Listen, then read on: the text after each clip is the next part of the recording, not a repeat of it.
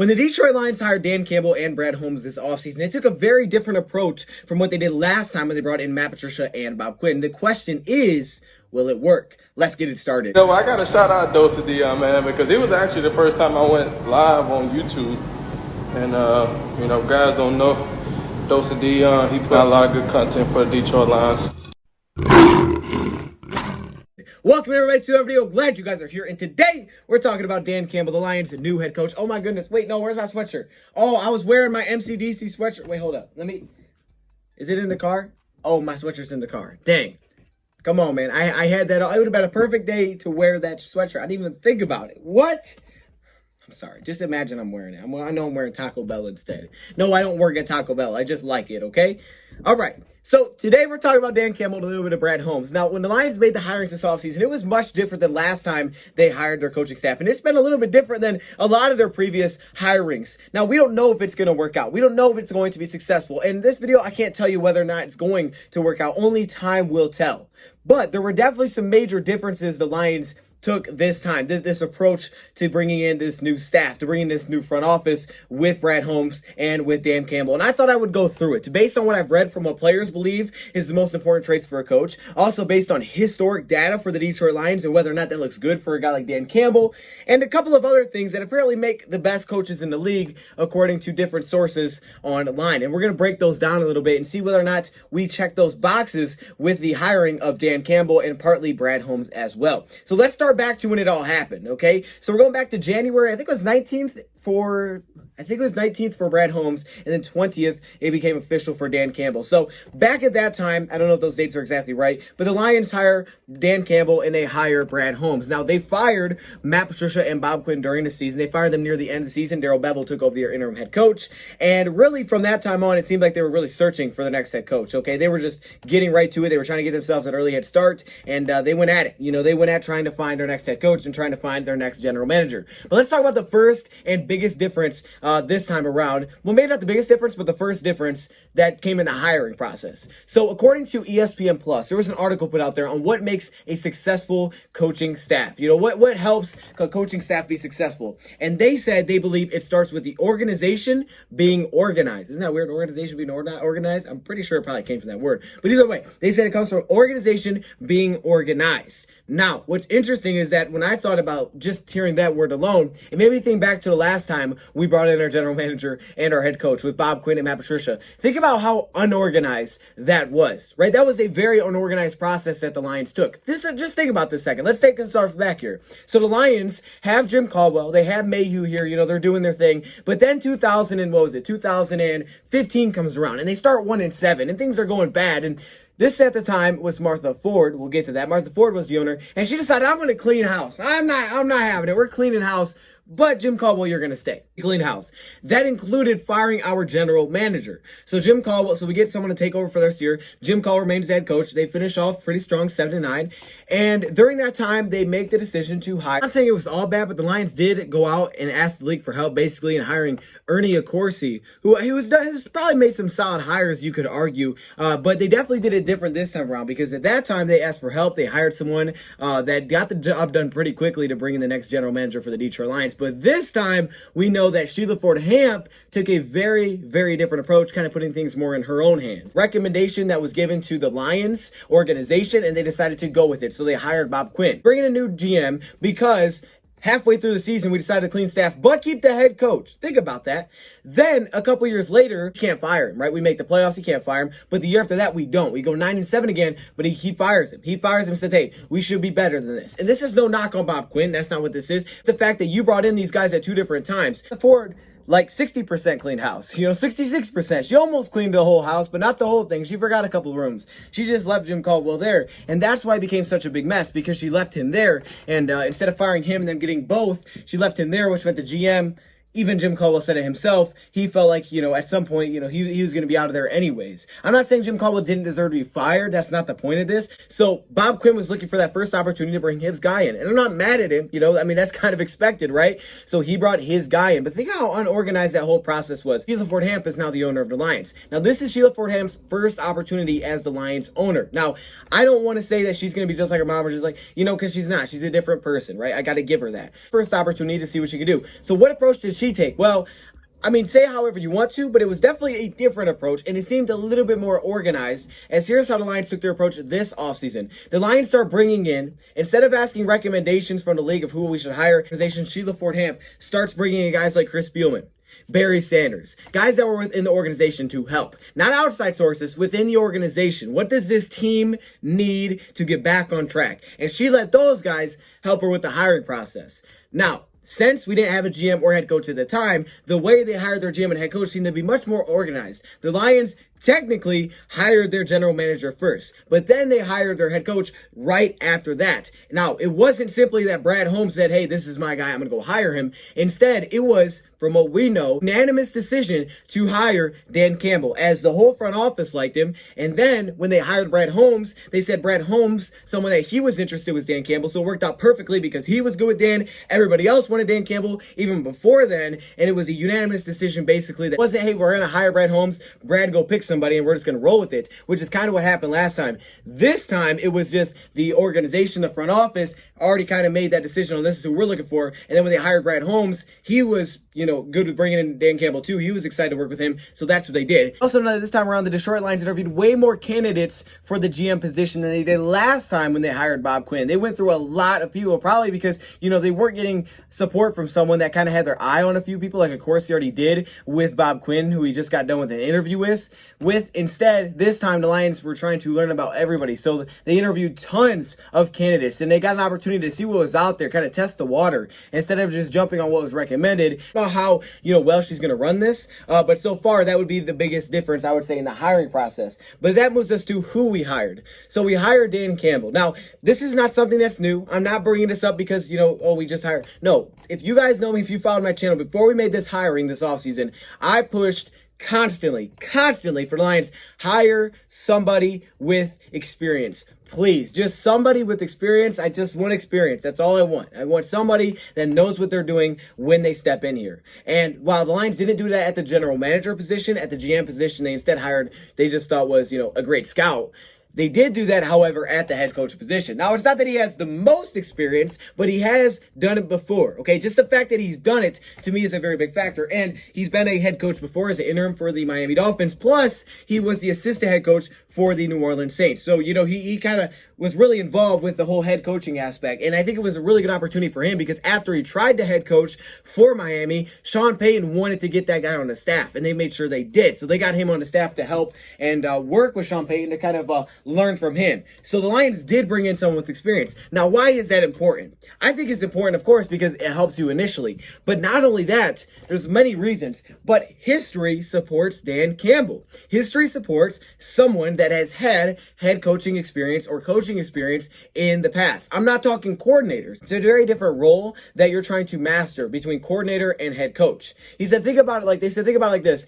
Von Miller is a great pass rusher, but just because he's a great pass rusher doesn't mean he should be your quarterback, because that would be silly, making him a quarterback. It's not the best example, but it does kind of make sense. Just because it's the best coordinator doesn't mean he's going to fit a head coach. Now, I'm not saying coordinators don't work. That's not what I'm saying, because they do work. We've seen them work.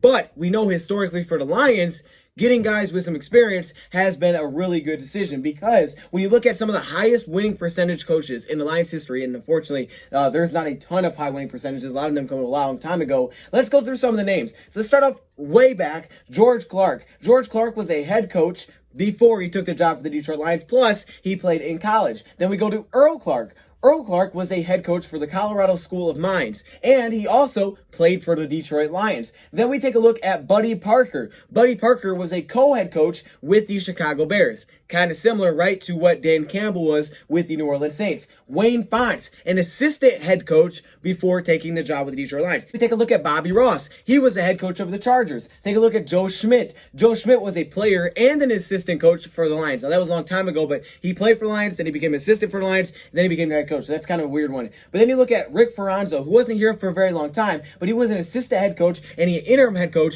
for the Detroit Lions before he took over. And George Wilson, who was the assistant head coach for the Bears. Now, all one of those guys are former players. A couple of them only played at the college level. The one thing that is common is they've either been a head coach or they've been an assistant coach all but really one of them, which was Joe Schmidt, who was a player for the organization and was an assistant coach in our organization before taking over the job. So kind of like an interim head coach, because it also supports interim head coaches. So that's why I look at the historical data, right? Instead of just, predicting, you look at the historical data and you can see that's worked out for the Detroit Lions. Dan Campbell, he was a head coach for Miami, and then he was the assistant head coach, as we mentioned, for the New Orleans Saints. So there you go. He has both those. Plus, he was a former player, and he played for the Detroit Lions. So hopefully, he's as good as maybe a guy like Joe Schmidt, because Joe Schmidt was really good for the Lions. Brings me to what the most important traits are of an NFL head coach. Now, I'm going to start off with this one first. So I found this article of Jared Goff talking about, this was when he was with the Rams, the 3 most important factors of head coach. Now, there was a lot of there was really good NFL players that were talking about it, Frank Gore, guys like that. But one of them was Jared Goff. And here are the 3 things, and I want to bring up Jared Goff because he's now our quarterback.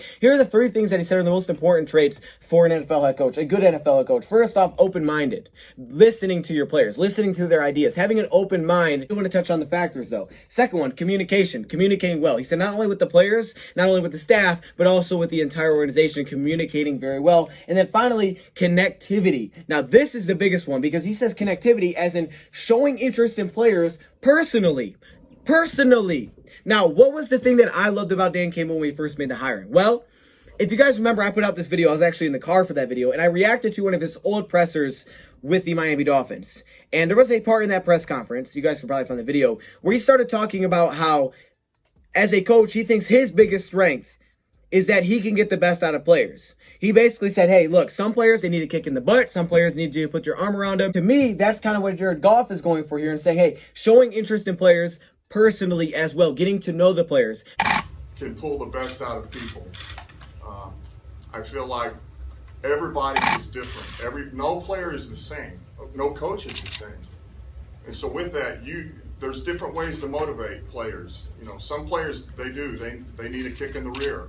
Some players need to be patted on the back. Some need to be challenged. They need to be told that they're not good enough, because that's when they really rise to the top. So those are going to be the things that I have to do, and I feel like that is my strength. I understand people very well, and I understand players. And that's kind of the same thing, right? Communicating with the players, knowing what the players respond to well, because not everybody is the same, all right? Not every player is the same. And that was my favorite one quality, if I had to pick one of Dan Campbell, was when he said that. And so I just want to take a look at what Jared Goff said, and I thought it was interesting that those things lined up. This article by The Undefeated that said, here are the 3 factors of NFL coaches that struggle, that you can't have. First off, poor clock management. Now, again, I don't know what the clock management is going to look like for Dan Campbell. We need to work with Sean Payton in New Orleans, so that helps. But we also know that Dan Campbell has brought up his time with Miami, saying that there are certain things that he wished that he could go back to, try again. To me, admitting that, yeah, he made mistakes with Miami. And to me, I think a guy that's had that experience is going to be more apt to not have as many of those issues. Think about it like this. Think about Anthony Lynn. One of the biggest criticisms of Anthony Lynn when he took over as head coach was that he had poor clock management issues. Now, he wasn't a head coach before that with the Chargers. Now he's back to being a coordinator.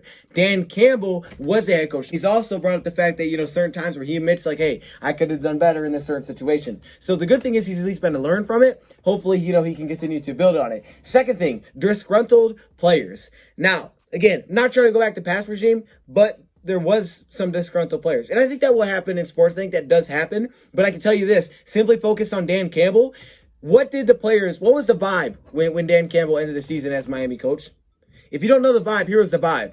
They were chanting Dan Campbell in the locker room after their last game. They wanted Dan Campbell back as their head coach. They broke out into a chant. Think about that for a second. They broke out into a chant after a guy took over and had a losing record as their interim head coach. I mean, that is absolutely crazy. So you think the players were disgruntled there? No. Just see what the articles and posts were after Dan Campbell was moved on from the Miami Dolphins, when they didn't retain him, saying that this is someone that maybe got away and that he would coach again one day, and everybody liked him. There was no hard feelings. They just felt like they should have went elsewhere, but they all feel like, hey, this one may have got away. Dan Campbell, we may have missed out on this opportunity here, but they knew he'd be coaching again. And this is something that, again, I've said it many times. I think this is what Jim Caldwell hit on early. I think we had an issue building the team, maybe, conflicting on, how the organization was from the top because it was very unorganized. So I don't think building the team was the best. It definitely is a factor that you have something like this going on because, for example, Jared Davis. Jared Davis is drafted when Jim Call is here. The very next season, he gets his new head coach. So now Jared Davis doesn't fit. So your first round pick basically is wasted because he's for a completely different scheme. You draft him because Caldwell's here because, hey, he's here, so you're going to build a team to help out Caldwell. But since, you had this so off schedule, they're not really working together. And once Bob Quinn gets the opportunity to fire him, he just basically wasted a first round pick. You could say the same thing for Jalen Reeves-Maybin and probably multiple other guys. But that's because it was so unorganized. We put ourselves in a really tough spot right away because now we kind of just wasted picks. But the players definitely bought in. I think that's why we're most successful in our first year because players did always believe. And we know how players talk about him after he's gone. Well, that's been kind of the thought with Dan Campbell. The question will be, can the Lions build a team here? Now, we see what Brad Holmes has been able to do. But not only what Brad Holmes has been able to do in the draft, we also know what guys like John Dorsey, who actually has experience in GM position, has been a part of building for teams like the Chiefs, the Browns, Packers, getting quarterbacks, building the foundation, setting up the future. He does some things that maybe don't make you want to give him the GM job. He's done a lot of really good things to put a team together. So that'll be a big factor. But just simply getting the players to buy in, no one really believes that this guy's not going to be able to win over the locker room right away. NFL, one of the most important things is getting the best out of your players because one player may look like this one place and another place, same scheme, could look much better if he's getting the most out of his players. If players want to play for you, if they buy in to play for you, because everybody's talented. It's about, can they fit into the team, and then do they want to play for you? Do they give their all for you? Those are the biggest questions, and it seems like Dan Campbell will get that. Most important things that I've read many times of a head coach is having the right assistant coaches. Because that kind of goes with to Mike Tomlin is. Look, our guy's not an X's and O's guy. Our guy wasn't a coordinator. He was a head coach. That's what he's been. As he was a tight end coach, but he's not going to be out there calling plays. He's not going to be the main guy for the schemes. So it's about hiring the right guys. But what you notice about this hiring process is, yes, he did hire some guys that he had connections with in the past. But if we take Dan Campbell's word, he said that he told himself he would not hire guys that he was friends with just because he thought they deserved the job. But he would make sure that he hired the best coaches that he possibly could. The best assistant coaches. The best out there. If they were great people, but they weren't great coaches, he would not hire them. So we have to take Dan Campbell's word for that. But we also know that we've looked at all the assistant hirings Lions made, and they seem to have really strong backgrounds. Plus, the Lions have been nationally recognized for putting together a very strong staff this offseason. And that's not just at the head coaching and, assistant coach level. That's also in the front office. That's also bringing in certain guys with experience. Because while we didn't hire Brad Holmes with experience, we did, however, hire guys to work with Brad Holmes that do have experience, that maybe aren't completely fit for a GM role, but instead do have that experience, right? We hired John Dorsey. We hired the guy from the Rams. Okay, we hired John Dorsey. He was a GM before. He has that experience that he can bring to the front office. At the head coaching position, at the assistant coach position, we hired these guys with strong backgrounds. Anthony Lynn, we see what he's done as an offense coordinator. Our defensive line coach, he was part of building and helping put together Saxonville, right? You look at the defense side of the ball. You look at what they've done in New Orleans with the secondary. You look at what the secondary looks like with the LA Rams. And Dan Campbell has only coached 12 NFL games. He's only been head coach of 12 NFL games. You got guys like Deuce Staley deciding to come here. You got guys from different organizations choosing over the Lions, choosing the Lions over divisional opponents, choosing to leave their team. You got Dave Phipp, right? You got Mark DeLone. I mean, how often does that happen that a 3-win team that loses their quarterback has coaches choosing the Lions over other teams? And not only are they doing that, this guy was going to be able to build a staff, including one Dan Orlowski. And so far, according to a lot of people out there nationally, and from what we've been seeing, is that coaches want to be here. They're excited to work for Dan Campbell, and that's awesome. I don't know exactly how it's going to go. I don't know if if Dan Campbell's going to be successful. I don't know if Brad Holmes is going to be successful. He sure does seem to have the traits that it's going to take to be successful. It's certainly a different route.